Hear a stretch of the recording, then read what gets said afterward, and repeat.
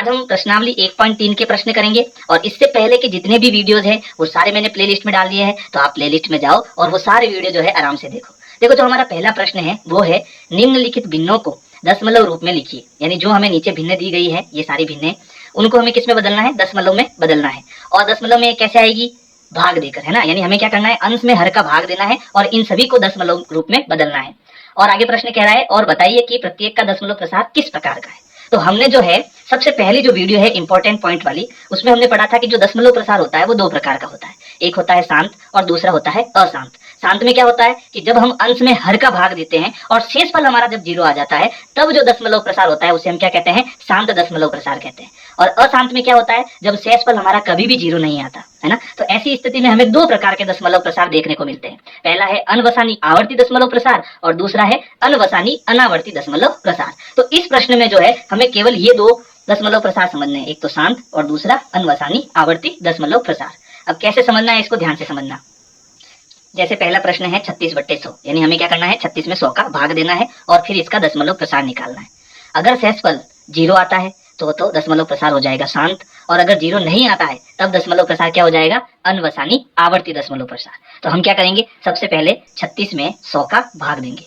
तो हमें पता है कि 36 में 100 का भाग नहीं जा रहा है, तो हम क्या करेंगे? यहाँ पर पॉइंट लगाएंगे। जब यहाँ पॉइंट लगाएंगे तो यहाँ पर हम 0 लिख सकते हैं। अब हम 100 का पहाड़ा बोलेंगे तो कितनी बार बोलेंगे पहाड़ा? 3 बार। 100 3 300, नीचे लिखेंगे 300 को। अब घटाएंगे 0 6 और ये 0।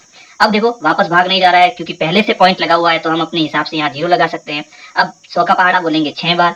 100 छंग 600, है ना। अब 600 में से 600 गया, शेषफल क्या बचा? 0। अब क्योंकि हमारा शेषफल क्या आ गया? 0 हो गया, इसलिए हमारा जो ये दशमलव प्रसार आया है वो कैसा है? शांत दशमलव प्रसार है। तो हमने जब इसका भाग दिया तो हमारा उत्तर क्या आया? 0.36, है ना। तो ये जो दशमलव प्रसार है वो कैसा है? शांत दशमलव प्रसार।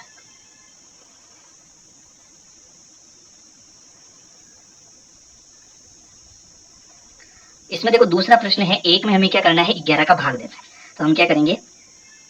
एक में 11 का भाग देंगे। अब भाग नहीं जा रहा है तो हम क्या करेंगे? सबसे पहले एक दशमलव लगाएंगे। पॉइंट लगाने के बाद यहाँ हम 0 लिख सकते हैं, लेकिन इसके बाद भी देखो हमारा जो यहाँ पर अंश है वो अभी भी छोटा है ना। तो अब क्या करें? यहाँ पर एक हासिल टूटी 0 लगाएंगे, तो अब यहाँ हम एक 0 और लिख सकते हैं। ठीक है, यानी पॉइंट लगाने के बाद केवल हम एक 0 ही लिख सकते हैं, और अगर तब भी वो संख्या छोटी है तब हमें हासिल टूटी 0 लगाकर एक 0 यहाँ पर लिखना पड़ेगा। अब हम 11 का भाग देंगे तो 11 का भाग कितनी बार जाएगा? 9 बार। 11 9 99, है ना। अब घटाएंगे तो देखो 10 में से 9 गया 1, 9 में से 9 गया 0, और यहाँ पर बचेगा 0, यानी कुल मिला के कितना बचा? 1 बचा। अब पहले से पॉइंट लगा हुआ है तो हम 0 लगा सकते हैं, लेकिन देखो संख्या छोटी है तो हम क्या करेंगे? एक 0 और लगाएंगे, लेकिन इसके लिए हमें यहाँ पर हासिल टूटी 0 लगाना पड़ेगा। अब वापस हम 11 का भाग देंगे। भाग कितनी बार जाएगा? 9 बार। 11 9 99, 100 में से 99 गया, कितना बचा? 1 बचा। फिर से पॉइंट लगा हुआ है तो हम एक 0 लिख सकते हैं, है ना, लेकिन संख्या छोटी हो रही है तो अब क्या करें? एक 0 लगाओ यहाँ पर, तो हम यहाँ भी एक 0 लगा सकते हैं। 11 का पहाड़ा बोलेंगे 9 बार, तो आएगा 11 9 99, घटाएंगे तो कितना आएगा? 1। अब ये पैटर्न जो है हमें बार बार यही मिल रहा है। शेषफल जो है वो हर बार 1 आ रहा है ना। और हमें देखो यहाँ भागफल में 0 9 0 9 0 9, ये हर बार मिल रहा है। ठीक है, तो ऐसा जो हमें दशमलव प्रसार मिल रहा है जिसमें शेषफल कभी 0 नहीं होता है, तो इसे हम क्या कहेंगे? अनवसानी आवर्ती दशमलव प्रसार, है ना। तो जब हमने इसका प्रसार किया तो हमें उत्तर क्या मिला? 0.09 09 09, और ये बार बार मिल रहा है अपने को, है ना। तो देखो आप भाग साइड में कर लेना, मैं यहाँ सीधा उत्तर लिख देता हूँ। तो इसका जो दशमलव प्रसार हमें मिला वो कैसा है? अनवसानी आवर्ती, ये इसका उत्तर हो जाएगा। अब तीसरा प्रश्न देखो, ये हमारे पास एक मिश्र भिन्न है, तो पहले हम इसको सरल भिन्न में बदलेंगे। कैसे बदलना? 8 का पहाड़ा 4 बार बोलना और फिर इसमें 1 जोड़ना। तो देखो 8 चौक 32, 32 और 1 33, तो ये सरल भिन्न क्या हो जाएगी? 33/8, है ना। अब हम क्या करेंगे? 33 में 8 का भाग देंगे और इसका दशमलव प्रसार निकालेंगे। तो मैं यहाँ पर 33 में 8 का भाग दे देता हूँ, तो 8 चौक 32 होता है। 33 में से 32 गया, बचा 1 लगाएंगे। अब देखो संख्या छोटी है तो हमें पॉइंट लगाना पड़ेगा और यहाँ आएगा 0, भाग देंगे 8 एकम 8, ठीक है, घटाएंगे कितना बचेगा? 2। पॉइंट लगा हुआ है, यहाँ हम 0 लिख सकते हैं। 8 दूनी होता है 16, घटाएंगे तो आएगा 4, पॉइंट लगा हुआ है 0, भाग देंगे तो 8 पंजे 40, है ना। अब देखो 40 में से 40 गया, शेषफल क्या बचा? 0। अब क्योंकि हमारा शेषफल 0 आ गया, है ना, इसलिए ये कैसा दशमलव प्रसार है? शांत दशमलव प्रसार है। और इसका जब हमने भाग दिया तो उत्तर क्या आया वो यहाँ लिख दो। क्या उत्तर आया? 4.125। अब क्योंकि शेषफल 0 आ गया तो ये हमारा जो प्रसार है वो कैसा है? शांत दशमलव प्रसार है। ठीक है, अब देखो अगला प्रश्न। अगला प्रश्न है 3/13। हमें क्या करना है? 3 में 13 का भाग देना है। ऊपर कर देता हूँ। देखो भाग नहीं जा रहा है क्योंकि ये संख्या छोटी है, तो क्या करेंगे, दशमलव लगाएंगे, यहाँ आएगा 0। अब हम भाग दे सकते हैं, तो 13 एकम 13, 13 दूना 26, है ना। शेषफल कितना हो जाएगा, शेषफल हो जाएगा 4। पॉइंट लगा हुआ है तो हम यहाँ 0 लिख सकते हैं।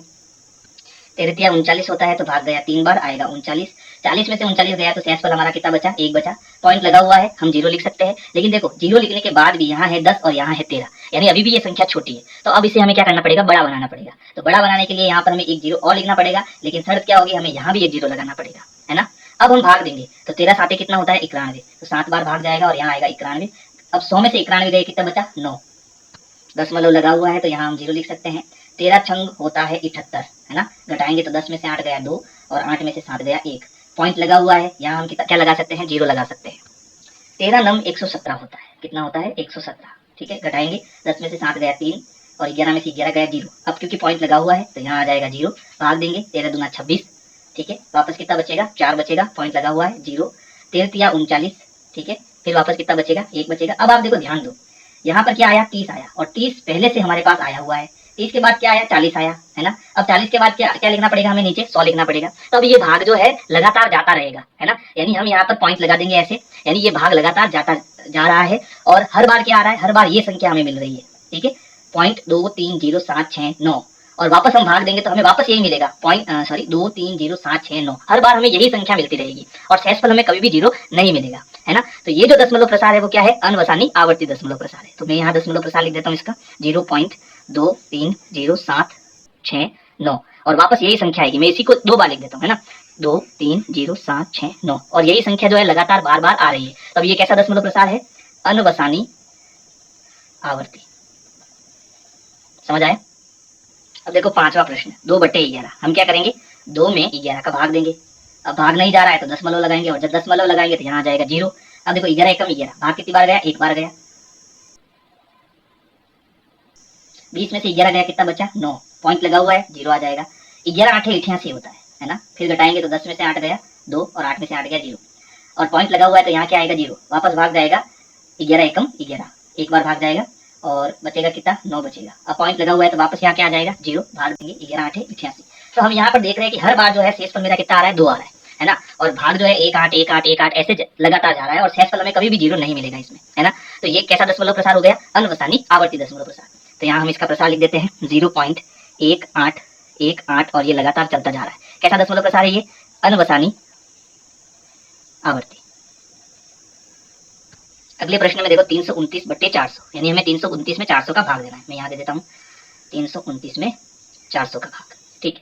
तो देखो भाग यहाँ नहीं जा रहा है तो हम क्या करेंगे, यहाँ पॉइंट लगाएंगे, यहाँ आ जाएगा 0। अब हमें 4 का पहाड़ा याद रखना है और उसके साथ 2 0 लगाना है ना। तो यहाँ पर देखो कितना है, यहाँ पर लगभग 32 है और 4 के पहाड़े में 32 कब आता है, 8 चौक 32, यानी 4 8 32, 8 बार पहाड़े बोलने पर, है ना। तो यहाँ आ जाएगा 8, यहाँ आ जाएगा 32 और पीछे आ जाएगा 2 0। अब शेषफल में कितना बचा, 90 बचा, है ना। अब क्योंकि पॉइंट लगा हुआ है तो यहाँ आ जाएगा 0, 4 एकम 4, 4 दूनी 8। तो 2 बार हम पहाड़ा बोलेंगे तो कितना आ जाएगा, 800 आ जाएगा। फिर यहाँ पर शेषफल कितना बचेगा, 100 बचेगा। पॉइंट लगा हुआ है तो 0 आ जाएगा। भाग देंगे तो 4 एकम 4, 4 दुनिया 4 3 12, 3 12 ज्यादा हो जाएगा तो भाग कितनी बार देंगे, 2 बार देंगे, क्या आएगा, 800 आएगा। फिर शेषफल कितना बचा, 200 बचा, ठीक है। अब भाग नहीं जा रहा है तो पॉइंट लगा हुआ है, 0 आ जाएगा। अब देखो 4 एकम 4, 4 दुनिया 4 3 12, 4 4 16, चारों पंजे 20, 20 मतलब 2000, है ना। तो भाग गया 5 बार और यहाँ कितना आ जाएगा, 2000 आ जाएगा। यानी 400 का 5 से गुणा करना कितना आएगा, 2000 आएगा। बात समझ आई। अब 2000 में से 2000 गया, कितना बचा शेषफल, 0। यानी ये शेषफल यहाँ पर 0 आ गया, इसलिए ये जो दशमलव प्रसार है वो कैसा है, शांत है ना। तो यहाँ इसके हम दशमलव प्रसार लिख देते हैं 0.8225 और दशमलव प्रसार कैसा हो जाएगा, शांत हो जाएगा।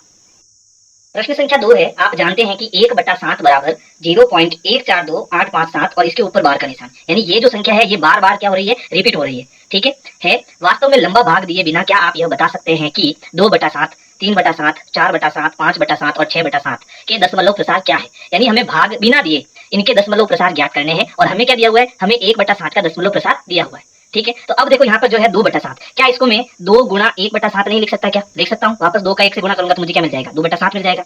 अब देखो 2 का 2 हो गया गुणा 1/7 का मान हमारे पास यहाँ पर दिया हुआ है, तो यहाँ पर मैं मान रख देता हूँ 0.142857। यानी हमें क्या करना है, इसको 2 से गुणा करना है। जैसे ही गुणा करूंगा मुझे 2/7 का दशमलव प्रसार मिल जाएगा, ठीक है। इसके ऊपर बार का निशान है। चलो गुणा करते हैं, 2 का गुणा 7 से करेंगे तो 7 दूनी 14, हासिल का 1, 5 2 दूनी 10, 10 और 1 11, हासिल का 1, 8 दूनी 16 और 1 17, हासिल का 1, 2 दूनी 4 और 1 5, फिर 4 दूनी 8 और 2 एकम 2 और फिर आगे क्या है, पॉइंट। इसको मैं थोड़ा पीछे लिख देता हूँ ना। क्या आंसर आया था, 0.285 714 यही आया था ना। चलो ठीक है, इसके ऊपर भी बार लगाना है। अब हमें चाहिए 3/7 की वैल्यू, तो हम क्या करेंगे, इसे हम 3 गुणा 1/7 लिख सकते हैं, है ना। वापस 3 का गुणा करेंगे तो हमें 3/7 मिल जाएगा। अब देखो 3 गुणा 1/7 की वैल्यू हमारे पास है, कितनी है 0.142857, ठीक है। और इसके ऊपर क्या है, बार का निशान। 3 का गुणा करेंगे तो 7 या 21 हासिल के 2, 5 या 15, 15 और 2 17 हासिल का 1, 8 या 24, 24 और 1 25 हासिल के 2, 3 दूनी 6, 6 और 2 8, 3 चौक 12 हासिल का 1, 3 एकम 3, 3 और 1 4 और आ जाएगा पॉइंट और यहाँ लग जाएगा 0 और इसके ऊपर क्या आ जाएगा, बार का निशान। इसमें भी ऐसा ही करना है। इसे हम क्या लिख सकते हैं, 4 इंटू 1/7। अब हमें 1/7 की वैल्यू लगानी है, तो 1/7 क्या है, 1/7 हमारे पास है 0.142857 और ऊपर बार का निशान। गुणा करेंगे तो देखो 7 चौक 28 हासिल के 2, 5 चौक 20, 20 और 2 22 हासिल के 2, 8 चौक 32, 32 और 2 34 हासिल के 3, 4 दूनी 8, 8 और 3 11 हासिल का 1, 16 और 1 17 हासिल का 1, 4 एकम 4 और 1 5। उत्तर क्या आ जाएगा 0.571482 और ऊपर बार का निशान। फिर है 5/7, इसको हम क्या लिख सकते हैं, 5 इंटू 1/7, है ना। तो अब हमें किसका गुणा करना है, 5 का। 1/7 की वैल्यू है 0.142857। गुणा करेंगे तो देखो 7 पंजे 35 हासिल के 3, 5 25, 25 और 3 28 हासिल के 2, 8 पंजे 40 और 2 42 हासिल के 4, 5 दूनी 10 और 4 14 हासिल का 1, 5 चौक 20, 20 और 1 21 हासिल के 2, 5 एकम 5, 5 और 2 कितना हो जाएगा 7। तो हमारा उत्तर हो जाएगा 0.714285 और इसके ऊपर किसका निशान, बार का निशान। इसी प्रकार हम 6/7 को क्या लिख सकते हैं, 6 इंटू 1/7। तो 6 यहाँ हो गया गुणा 1/7 क्या है 0.142857 और इसके ऊपर बार का निशान। गुणा करेंगे 6 का तो 7 6 42 हासिल के 4, 6 पंजे 30, 30 और 4 34 हासिल के 3, 6 इंटू 48, 48 और 3 हो जाएगा 51 हासिल के 5, 6 दूनी 12, 12 और 5 हो जाएगा 17 हासिल का 1, 6 चौक 24, 24 और 1 25 हासिल के 2, 6 एकम 6, 6 और 2 8। ये हो जाएगा 0.857142। तो हमने क्या करा, हमने बिना भाग दिए इन सभी का जो है उत्तर निकाल दिया, ठीक है। हमारे पास जो है 1/7 का मान था, तो हमने क्या करा 2/7, 3/7, 4/7, 5/7 और 6/7 का क्या करा, मान लेके आ गए। प्रश्न संख्या 3 है, निम्नलिखित को P/Q के रूप में व्यक्त कीजिए, जहां P और Q पूर्णांक है तथा Q हमारा 0 नहीं है। और हमें ये संख्या दी हुई है, इनको हमें क्या करना है, P/Q के रूप में बदलना है, बट्टे के रूप में लाना है इनको, ठीक है। तो यहाँ पर जैसे पहला प्रश्न है 0.6 के ऊपर बार, बार का मतलब ये कि ये 6 जो है वो लगातार आता जा रहा है, ठीक है। यानी इसको हम ऐसे लिखते हैं 0.666 डॉट डॉट डॉट, ठीक है। यानी डॉट का मतलब ये 6 जो है वो लगातार आता जा रहा है। अब इसको जो है हमें P/Q के रूप में लिखना है। सबसे पहला स्टेप ये है कि इसको अगर हमें P/Q के रूप में बदलना है तो इसे हमें क्या मानना पड़ेगा, x मानना पड़ेगा। तो यहाँ लिखेंगे माना x बराबर 0.666 डॉट डॉट डॉट, ये हो जाएगा हमारा समीकरण नंबर 1। अब क्या करना, अब हमें इस पॉइंट को एक कदम इधर लाना है। अब ये पॉइंट एक कदम इधर कब आएगा, जब मैं इसे 10 से गुणा करूंगा। और समीकरण का रूल्स है, क्योंकि बराबर का निशान है, ये हमारी क्या बन गई, एक समीकरण बन गई। समीकरण का नियम क्या है कि अगर आप एक पक्ष में 10 का गुणा करते हो तो दूसरे पक्ष में भी आपको 10 का गुणा करना पड़ेगा। तो यहाँ लिखेंगे समीकरण 1 के दोनों तरफ 10 का गुणा करने पर, यानी हमें 10 का गुणा करना है। तो इस साइड में ये x है, तो ये हो जाएगा 10 गुणा x बराबर, ये हो जाएगा 10 गुणा 0.666 डॉट डॉट डॉट। अब गुणा करेंगे तो 10 गुणा x क्या हो जाएगा 10x, और जैसे ही हम इसका 10 का गुणा करेंगे तो ये जो पॉइंट है एक कदम यहाँ, यानी ये हो जाएगा 6.666, इसे हम लिखेंगे 6.666 डॉट डॉट डॉट, ठीक है। अब देखो यहाँ पर ये जो 6.666 है ना, इसको हमें 0.66 के रूप में बदलना है। क्यों बदलना है, क्योंकि अगर मुझे ये चीज मिल जाती है तो इसे मैं क्या मान सकता हूँ, x मान सकता हूँ। तो मुझे यहाँ पर जो है 0.666 लाना है। तो ऐसा क्या करूँ कि मुझे यहाँ 0.66 मिल जाए, है ना। तो क्या मैं इसको 6 प्लस 0.666 लिख सकता हूँ क्या, है ना। क्योंकि जब मैं इसमें 6 जोड़ूंगा तो मुझे वापस क्या मिलेगा, 6.666 मिलेगा। यानी मैं ऐसा कर सकता हूँ। और ऐसा क्यों करना है, क्योंकि मुझे वापस जो ये x मैंने माना है 0.666, ये मुझे यहाँ पर लाना है, यानी इसकी जगह मुझे क्या लिखना है, x लिखना है। बात समझ आ गई, इसलिए हमें ऐसा करना पड़ेगा। और इधर क्या है 10x है, ठीक है। अब क्या होगा 10x बराबर 6 प्लस 0.66 की जगह क्या आ जाएगा, x आ जाएगा, क्योंकि ये दोनों वैल्यू आपस में बराबर है। तो इसकी जगह मैं क्या लिख सकता हूँ, x लिख सकता हूँ। समझ आया। अब इस x को मुझे उधर भेजना है, तो ये प्लस का x उधर जाके क्या हो जाएगा, माइनस का x हो जाएगा। तो ये हो जाएगा 10x माइनस x बराबर 6। अब हम घटाएंगे तो 10x में से 1x गया, कितना बचा 9x बराबर 6। अब यहाँ 6 गुणे में है, उधर जाएगा तो किस में जाएगा, बट्टे में। तो ये हो जाएगा x बराबर 6/9। इन दोनों में 3 का पहाड़ा है, तो इन दोनों को मैं 3 से विभाजित करूंगा, 3 दूनी 6, 3 तिया 9। तो x मुझे क्या मिला 2/3। ये हमारा क्या हो जाएगा, उत्तर हो जाएगा। मैंने इस संख्या को किस में बदल दिया, P/Q के रूप में बदल दिया। यही हमारा क्या है, आंसर है। सेकेंड है 0.47 के ऊपर बार, यानी जो बार है वो 7 के ऊपर है ना। तो इसे हम क्या लिख सकते हैं, तो ये हो जाएगा 0.4777 डॉट डॉट डॉट, यानी 7 बार बार आएगा, ठीक है। इसे हमें क्या करना है, x मानना है। सबसे पहला स्टेप क्या होगा, माना x बराबर 0.4777 डॉट डॉट डॉट, ठीक है। ये हो जाएगा हमारा समीकरण नंबर 1। अब हमें क्या करना है, इस पॉइंट को एक कदम आगे भेजना है। तो ये एक कदम आगे कब जाएगा, जब मैं दोनों तरफ 10 का गुणा करूंगा, है ना। तो यहाँ हम लिखेंगे समीकरण समीकरण 1 के दोनों तरफ 10 का गुणा करने पर, यानी अब हमें जो है 10 का गुणा करना है। तो ये जब मैं यहाँ 10 का गुणा करूंगा तो ये क्या हो जाएगा, 10x हो जाएगा। और जब मैं यहाँ 10 का गुणा करूंगा तो ये पॉइंट जो है एक कदम आगे चला जाएगा। तो जब ये आगे चला जाएगा तो ये होगा 0,4.777, यानी अब इस जीरो को हम हटा सकते हैं, इसकी कोई वैल्यू नहीं होगी ना। तो ये हो जाएगा 4.777 डॉट डॉट डॉट। समझ आया। लेकिन देखो हमें यहाँ पर क्या करना है, x बनाना है, लेकिन x नहीं बनने वाला। क्यों नहीं बनने वाला, क्योंकि x हमने क्या माना 0.477, है ना, जबकि यहाँ क्या आ रहा है 4.777, जो मैच नहीं हो रहा है। तो अब क्या करें, अब इसके आगे हमें समीकरण नंबर 2 मानना है। अब इस समीकरण 2 में क्या करना है, फिर से 10 का गुणा करना है। फिर से क्या करना है, 10 का गुणा करना है, ठीक है। क्योंकि मुझे क्या लाना है, मुझे यहाँ पर 0.477 लाना है, जो मुझे यहाँ मिलने वाला नहीं है। तो हम इसको आगे करते हैं, क्या पता हमें समीकरण 2 मिल जाए। समझ आया ना। तो फिर से हमें क्या करना है, समीकरण 2 के दोनों तरफ 10 का गुणा करने पर, यानी अब हमें वापस 10 का गुणा करना है दोनों तरफ समीकरण 2 में, ठीक है। तो जब यहाँ 10 का गुणा करूंगा तो 10 × 10 कितना हो जाएगा, 100x, है ना। तो ये हो जाएगा 100x बराबर, जब यहाँ 10 का गुणा करूंगा तो ये पॉइंट फिर से एक कदम आगे चला जाएगा। तो ये हो जाएगा 47.777 डॉट डॉट डॉट, ठीक है। अब देखो क्या आपको समीकरण 1 मिल रहा है, क्या नहीं मिल रहा। यहाँ मिल रहा है 0.477 और यहाँ मिल रहा है 47.777। क्या आपको समीकरण 2 मिल रहा है, क्या समीकरण 2 भी हमें नहीं मिल रहा है। तो आपको कुछ सोचना पड़ेगा। अब कुछ क्या सोचना है, क्या मैं इस 47 में से 4 घटा देता हूँ तो मुझे ये मिल जाएगा क्या, बिल्कुल मिल जाएगा। कैसे, तब देखो 100x बराबर क्या इसे मैं लिख सकता हूँ 43 प्लस 4.777 डॉट डॉट डॉट, ठीक है। यानी मैंने क्या करा, इसमें से 4 को हटा दिया, घटा दिया, ठीक है। तो ये क्या हो गया 43, और वो 4 मैंने किस में जोड़ दिया, इसमें जोड़ दिया, ये हो गया 4.777।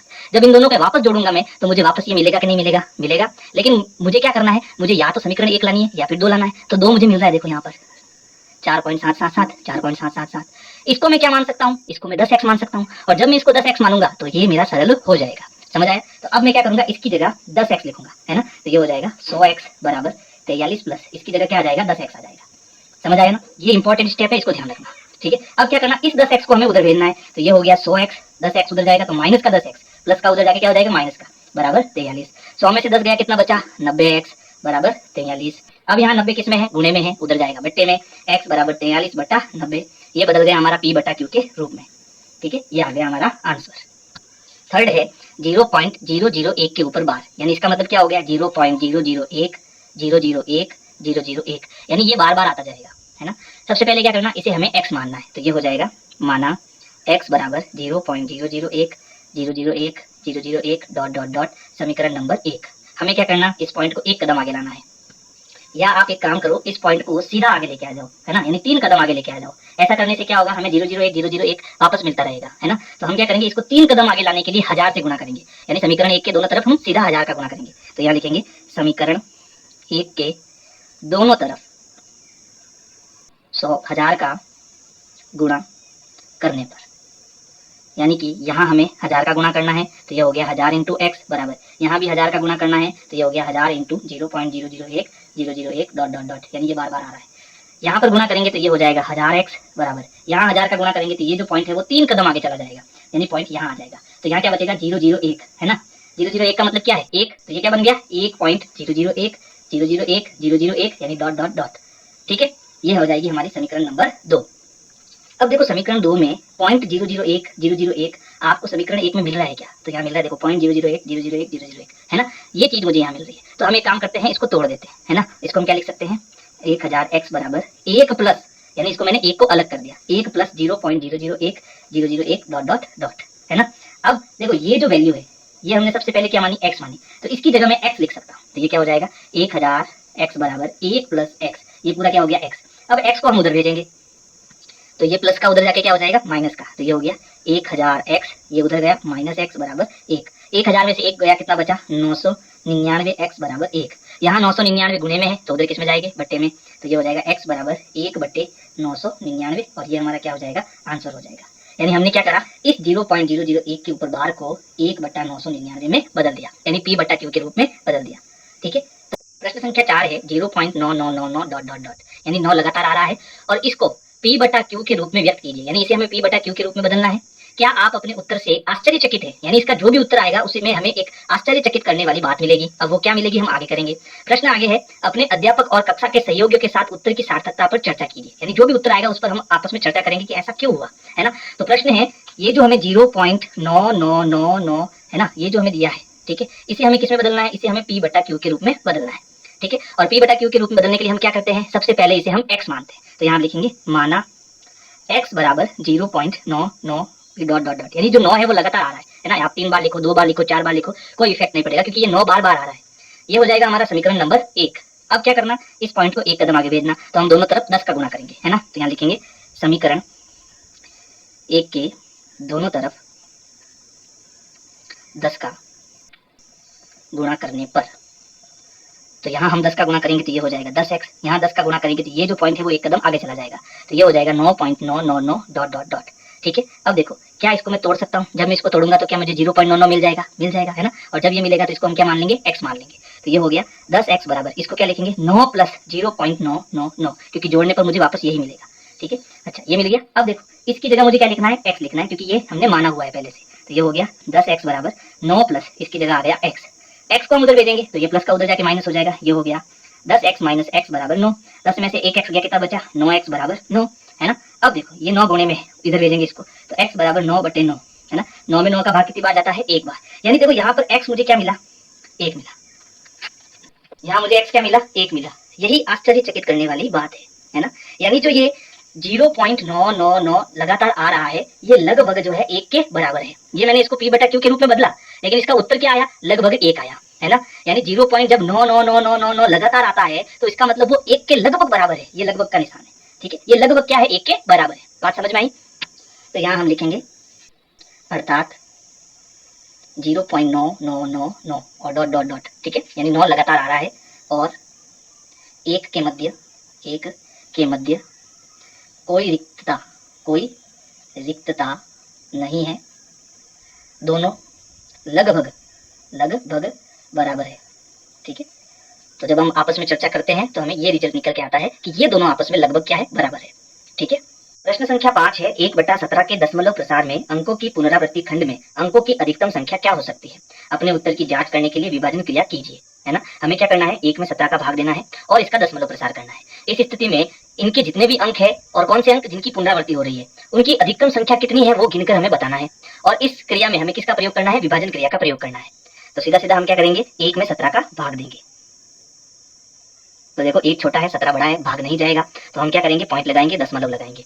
दशमलव लगाने के बाद हम 1 0 लिख सकते हैं, परंतु अभी भी संख्या क्या है? छोटी है। तो इस स्थिति में इसको बड़ा बनाने के लिए 1 0 और लगाएंगे, लेकिन ऐसा करने की एक शर्त होगी कि हमें भागफल में 1 शून्य और अतिरिक्त लगाना पड़ेगा, ठीक है। तभी हम 1 0 यहाँ लगा सकते हैं। इसे हासिल टूटी 0 भी बोलते हैं, है ना। अब हम 17 का पहाड़ा बोलेंगे। आपकी आसानी के लिए कि आपको एग्जाम में कैसे करना है, इसके लिए आप 17 का पहाड़ा पहले ही लिख देना, ठीक है। फिर इसकी सहायता से आप भाग करना, बड़ी सरलता से ये भाग हो जाएगा।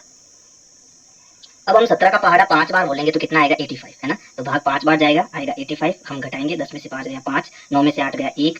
अब ये संख्या छोटी है, पॉइंट पहले से है, तो हम क्या करेंगे? 0 लिख सकते हैं। फिर से हम 17 का पहाड़ा बोलेंगे। तो देखो अब 17 का पहाड़ा कितनी बार बोलेंगे? 8 बार बोलेंगे। 8 बार बोलेंगे तो कितना आएगा? 136। तो 136 हमें लिख देना है। घटाएंगे, 10 में से 6 गया 4, 4 में से 3 गया 1, पॉइंट लगा हुआ है, 0 आ जाएगा। फिर 17 का पहाड़ा बोलना है तो फिर कितनी बार जाएगा? 8 बार जाएगा। कितना आएगा? 136। 10 में से 6 गया 4, 3 में से 3 गया 0, दशमलव लगा हुआ है, 0 लिखेंगे, भाग देंगे। तो अब भाग कितनी बार जाएगा? 2 बार। 17 दूना 34 होता है ना। तो 2 बार भाग जाएगा, आएगा 34। 40 में से 34 जाएगा, कितना बचेगा? 6। दशमलव लगा हुआ है, 0 लिख देंगे, फिर भाग देंगे। तो देखो भाग कितनी बार जाएगा? 3 बार। 17 तिया 51। अब 60 में से 51 को घटाएंगे तो कितना बचेगा? 9। दशमलव लगा हुआ है, 0 लिख सकते हैं। फिर भाग देंगे तो कितनी बार भाग जाएगा? 5 बार, ठीक है। 5 बार कितना आएगा? 85। 90 में से 85 को घटाएंगे कितना आएगा? 5, है ना। अब दशमलव के कारण 0 लगा सकते हैं। फिर पहाड़ा बोलेंगे। अब पहाड़ा कितनी बार जाएगा? 2 बार। 17 दूना 34, ठीक है। फिर घटाएंगे तो 10 में से 4 गया 6, 4 में से 3 गया 1, यहाँ पर कितना है? 16। दशमलव लगा है, इसको क्या लिख सकते हैं? 160 लिख सकते हैं। चलो 160 लिख सकते हैं। अब 17 का पहाड़ा बोलेंगे। तो 17 का पहाड़ा कितनी बार बोल सकते हैं हम? 9 बार बोल सकते हैं, है ना। तो यहाँ आएगा 9 और 17 नम 153, वो यहाँ लिखेंगे। घटाएंगे, 10 में से 3 गया 7 और 5 में से 5 गया 0, दशमलव के कारण 0 आ सकता है। फिर पहाड़ा बोलेंगे तो 17 चौक 68 होता है, ये आ जाएगा 68। फिर 70 में से 68 गया, कितना बचा? 2, पॉइंट के कारण आ जाएगा 0। फिर 17 एकम 17, कितना बचेगा? 3। फिर दशमलव के कारण आएगा 0। फिर 17 का पहाड़ा कितनी बार बोलेंगे? 1 बार ही बोलेंगे ना। 17 एकम 17। फिर घटाएंगे, 10 में से 7 गया 3, 2 में से 1 गया 1, पॉइंट के कारण आ जाएगा 0। अब 17 का पहाड़ा हम कितनी बार बोलेंगे? अब बोलेंगे हम 7 बार। तो 17 7 119, तो यहाँ आ जाएगा 7 और यहाँ आ जाएगा 119। 10 में से 9 गया 1, 2 में से 1 गया 1, पॉइंट के कारण आ जाएगा 0। अब हम 17 का पहाड़ा कितनी बार बोलेंगे? अब हम 17 का पहाड़ा बोलेंगे 6 बार। तो 6 बार बोलने पर आएगा 102। 10 में से 2 गया 8 और 0 में से 0 गया 0, यानी 8 बचेगा हमारे पास। फिर पॉइंट के कारण क्या आ जाएगा? 0 आ जाएगा। अब हम 17 का पहाड़ा कितनी बार बोलेंगे? 4 बार। 17 चौके 68, ठीक है। फिर घटाएंगे, 10 में से 8 गया 2 और 7 में से 6 गया 1, पॉइंट लगा है इसके कारण 0 लिख सकते हैं। तो अब हमारे पास कितना आ गया? 120। फिर 17 का पहाड़ा बोलेंगे, तो 17 का पहाड़ा अब कितनी बार बोलेंगे हम? 7 बार। 7 बार बोलेंगे, कितना आएगा? 119। फिर 10 में से 120 में से 119 गया, कितना बचा? 1 बचा, ठीक है। अब फिर हम क्या करेंगे? 0 लगाएंगे, है ना। देखो 10 यहाँ पहले से हमारे पास था, 1 हमारे पास था, फिर पॉइंट के कारण 0 हमने लगाया था, है ना। अब हमें क्या करना पड़ेगा? हासिल टूटी 0 लगाकर फिर से इसको क्या बनाना पड़ेगा? 100 बनाना पड़ेगा। तो ये जो प्रक्रिया है वापस यहीं से क्या हो जाएगी? शुरू हो जाएगी। बात समझ में आई? यानी हमारा शेषफल जो है क्या बच गया था? 1 बच गया था और शुरू में हमारे पास यहाँ कितना था? 1 ही था। यानी अब मैं जितना भी भाग दूंगा तो मुझे वापस यही संख्या बार बार मिलती रहेगी। तो ये हमने अधिकतम पुनरावृत्ति होने वाले अंक लिख दिए हैं। अब ये कितने हैं? इनको हमें गिनना है। 1 2 3 4 6 7 8, 8 के बाद 9 10 11 12 13 14 15 16। तो ये टोटल कितने अंक है? 16 अंक है ना। यानी ये 16 अंक है और उनकी जो है बार बार क्या होगी? पुनरावृत्ति होगी। हमें बस यही बताना है कि अधिकतम कितने अंक होंगे। तो इसमें अधिकतम कितने अंक है? 16 अंक है। तो यहाँ इसको मैं मिटाकर लिख देता हूँ। यहाँ लिखना है 1/17 के भागफल में अंकों की अधिकतम संख्या 16 है। ये हमारा उत्तर हो जाएगा। प्रश्न संख्या 6 है P/Q, जहाँ Q 0 नहीं है, के रूप की परिमेय संख्याओं के अनेक उदाहरण लीजिए। यानी हमें P/Q के रूप के अनेक उदाहरण लेने हैं, लेकिन शर्त क्या है? जहाँ P और Q पूर्णांक है, जिसका 1 के अतिरिक्त अन्य कोई उभयनिष्ठ गुणनखंड नहीं है। यानी कि जो हम P और Q लेंगे वो एक तो पूर्णांक होने चाहिए, और दूसरी शर्त इन दोनों का यानी P और Q जो हम ले रहे हैं उनका HCF कितना होना चाहिए? 1 होना चाहिए। कोई भी उभयनिष्ठ गुणनखंड 1 के अतिरिक्त नहीं होना चाहिए, ये हमें ध्यान रखना है। और जिसका शांत दशमलव प्रसार है, क्या आप यह अनुमान लगा सकते हैं कि Q को कौन सा गुण अवश्य संतुष्ट करना चाहिए? ठीक है। तो सबसे पहले जो हमें ये कह रहा है कि जिनका HCF P और Q का HCF 1 होना चाहिए, हम पहले वो उदाहरण ले लेते हैं। तो देखो ऐसे P/Q के रूप के अनेक उदाहरण हैं। जैसे देखो उदाहरण लिख देता हूँ यहाँ, उदाहरण, ठीक है। जैसे 1/2 है, ठीक है। 1 और 2 यहाँ P और Q इन दोनों में इनका HCF कितना है? 1। यानी 1 के अलावा इनमें कोई उभयनिष्ठ गुणनखंड नहीं है। कहने का मतलब है इसमें 1 का भाग जाता है, इसमें भी 1 का भाग जाता है। इसके अलावा ऐसी कोई संख्या नहीं है जो इन दोनों को विभाजित कर सके। बात समझ आई? एक उदाहरण और लेते हैं, जैसे 7/8 है ना। इन दोनों में ही केवल 1 का भाग जाता है और किसी का भाग नहीं जाता। फिर हम 3/10 ले सकते हैं, है ना। इन दोनों में भी 1 के अलावा किसी का भाग नहीं जाता। तो ऐसे हम अनेक उदाहरण ले सकते हैं P/Q के रूप में। लेकिन अब देखो इनका जो Q है, यानी हर जो है 2 8 और 10, इसमें आपको एक गुण देखने को मिलेगा। क्या गुण देखने को मिलेगा? देखना यहाँ कितना है? हर 2। यहाँ देखो यहाँ पर Q कितना है? 2। यहाँ पर Q कितना है? 8। अगर मैं इसके गुणनखंड करूँ तो क्या है? देखो 2 × 2 × 2, 2 दूनी 4, 4 दूनी 8, है ना। यही गुणनखंड होगा इसका। अच्छा 10, यहाँ पर हर क्या है? 10। इसके गुणनखंड करो तो 2 × 5, 2 पंजे 10, यही होगी गुणनखंड। देखो जो भी शांत दशमलव प्रसार होता है, जो भी परिमेय संख्या है और उनका शांत दशमलव प्रसार होता है, उसका एक गुण अवश्य होता है कि उनका जो हर है वो 2 की घात m × 5 की घात n का रूप होता है। ये आपको याद रखना है, ठीक है। यानी इनके केवल दो गुणनखंड आएंगे, या फिर 5 गुणनखंड आएगा, या फिर ये दोनों गुणनखंड आएंगे। इसके अलावा कोई गुणनखंड नहीं आएगा। तो ये चीज आपको याद रखनी पड़ेगी, ठीक है। तो यहाँ हम लिख देते हैं, जब परिमेय संख्या का हर, है ना, यानी नीचे वाली संख्या यानी ये Q, हर 2 की घात m × 5 की घात n का रूप होता है, तब इनका दशमलव प्रसार यानी भाग देने पर जो भागफल होता है वो कैसा होता है? शांत दशमलव प्रसार होता है, शांत होता है, ठीक है। अब इनका दशमलव प्रसार कैसा होता है? शांत होता है। बस यही इसका उत्तर है। ये आपको समझाने के लिए लिखा है यहाँ पर, इसको लिखना जरूरी नहीं है। प्रश्न संख्या 7 है, ऐसी 3 संख्याएं लिखिए जिनके दशमलव प्रसार अनवसानी अनावर्ती हो। तो देखो जो मैंने सबसे पहली वीडियो बनाई थी इंपॉर्टेंट पॉइंट्स की, है ना, उसमें मैंने बताया था कि ये जो अनवसानी अनावर्ती दशमलव प्रसार होता है वो अपरिमेय संख्या होती है ना। तो हमें सीधा सीधा जो है अपरिमेय संख्याओं के उदाहरण लिखने हैं। तो यहाँ लिखेंगे हम उदाहरण कौन कौन से है वो। तो पहला उदाहरण तो हो गया √2। √2 का मान क्या होता है? 1.414 ... यानी ये मान लगातार चलता रहेगा, ठीक है, और कोई भी अंक जो है रिपीट नहीं होगा। फिर अगला उदाहरण हम √3 ले सकते हैं। इसका दशमलव प्रसार होता है 1.732 और ये भी लगातार जो है मान अलग अलग अंक इसमें आते हैं। फिर एक उदाहरण हम अलग और ले सकते हैं, जैसे 0.01, यानी मैंने कितना जीरो लिया है यहाँ पर? 1 0। तो अगली बार मैं 2 0 1 लेके 2 0 और फिर 1 ले सकता हूँ। फिर अगली बार 3 0 फिर 1 ले सकता हूँ। फिर अगली बार 4 0 फिर 1 ले सकता हूँ, और ऐसी बहुत बड़ी संख्या बना सकता हूँ, ठीक है। तो ये भी एक अपरिमेय संख्या का उदाहरण है, ठीक है। यानी आप अपरिमेय संख्याओं के उदाहरण लिखोगे तो वही क्या कहलाएंगे? दशमलव प्रसार अनवसानी अनावर्ती, ठीक है, तो यही इसका उत्तर है। प्रश्न संख्या 8 है, परिमेय संख्याओं 5/7 और 9/11 के बीच की 3 अलग अलग अपरिमेय संख्याएं ज्ञात कीजिए। तो जब भी ऐसा प्रश्न आए तब हमें क्या करना है, जो हमें परिमेय संख्या दी है उसका सबसे पहले दशमलव प्रसार करना है, यानी भाग देना है। तो हम क्या करेंगे, जो ये 5/7 है, यानी कि हमें क्या करना है, 5 में 7 का भाग देना है पहले, ठीक है। तो भाग जाएगा नहीं, लगाएंगे दशमलव, यहाँ आएगा 0, 7 7 49, 50 में से 49 गया, कितना बचा, 1 पॉइंट लगा हुआ है 0, फिर भाग देंगे 7 एकम 7, बचेगा 3 पॉइंट लगा हुआ है 0, 7 या 21 और 7 चौक 28, 4 बार जाएगा भाग, ठीक है, बचेगा 2 पॉइंट लगा हुआ है 0, 7 दूनी 14, ठीक है, बचेगा 6, फिर लगाएंगे 0, फिर 7 8 56, फिर बचेगा 4 पॉइंट के कारण 0 लगाएंगे, फिर 7 चौक 28, 7 पंजे 35, 5 बार भाग जाएगा, फिर शेषफल कितना आ जाएगा 5। तो देखो हमने 5 से शुरू किया था सॉरी, तो मैं था, ये जो हमारा शेषफल है वो वापस कितना आ गया, 5 आ गया। हमने 5 से शुरू किया था और फिर से 5 आ गया, इसका मतलब यही संख्या जो है बार बार आएगी, है ना। यानी जो हमने ये 5/7 है उसका दशमलव प्रसार हमें कितना मिला, 0.71428 और यही संख्या जो है हमें बार बार मिलेगी, इसलिए इसके ऊपर क्या करना है, बार का निशान लगाना है। फिर अगले परिमेय संख्या कौन सी है, 9/11, तो इसका भी हमें क्या करना है, दशमलव प्रसार करना है। तो हम क्या करेंगे, 9 में 11 का भाग देंगे, भाग नहीं जाएगा, पॉइंट लगाएंगे, आएगा 0, 11 8 88, फिर 90 में से 88 गए, कितना बचेगा 2, पॉइंट के कारण 0 आएगा, फिर आएगा 11 एकम 11, घटाएंगे कितना आएगा 9। तो देखो शेषफल यहाँ 9 था, वापस शेषफल 9 आ गया, इसका मतलब ये संख्या भी बार बार 8 1 8 1 8 1 आएगा, है ना। यानी जो 9/11 है उसका दशमलव प्रसार क्या है, 0.81 के ऊपर बार। अब हमें क्या करना है, हमें इस 5/7 और 9/11 के बीच में 3 अपरिमेय संख्याएं बतानी है। तो देखो 5/7 का मतलब क्या हो गया, 0.714285 और इसके ऊपर बार, और दूसरी कौन सी संख्या है, 0.81 के ऊपर बार। इनके बीच में हमें 3 अपरिमेय संख्याएं चाहिए। तो क्या क्या अपरिमेय संख्या हो जाएगी, देखो अपरिमेय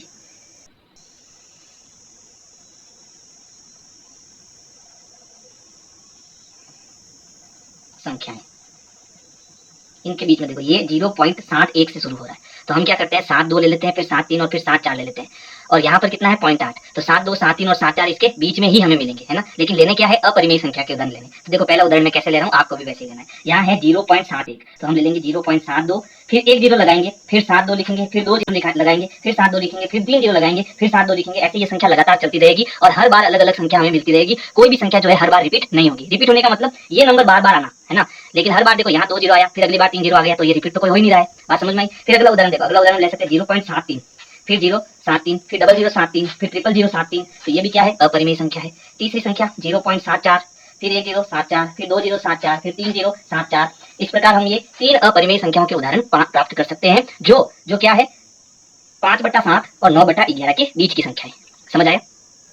प्रश्न संख्या 9 है, बताइए कि निम्नलिखित संख्याओं में कौन कौन संख्याएं परिमेय और कौन कौन संख्याएं अपरिमेय है।